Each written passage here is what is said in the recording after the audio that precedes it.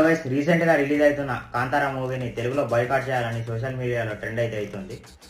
So దీనికి reason ఏంటంటే recent గా రిలీజ్ అయిన ఓజీ మూవీని కర్ణాటకలో శాండిల్వుడ్ ఫ్యాన్స్ అయితే షోస్ జరగకుండా ధర్నా చేసి ఓజీ సినిమాని అయితే ఆపడం జరిగింది. అండ్ మన తెలుగు పోస్టర్స్ కూడా చింపేయడం జరిగింది.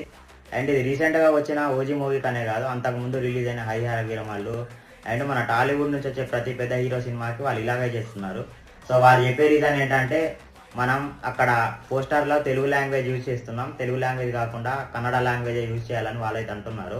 రీసెంట్గా వచ్చిన రిషబ్ శెట్టి గారి మూవీ కాంతారా రిలీజ్ ఈవెంట్లో కన్నడ లాంగ్వేజ్ వాడుతున్నారు తెలుగు కాకుండా. సో ಮನಸ್ಸಿಂದ ಮಾತಾಡಬೇಕು, ಹಾಗಾಗಿ ನಾನು ಕನ್ನಡದಲ್ಲೇ ಮಾತಾಡ್ತೀನಿ.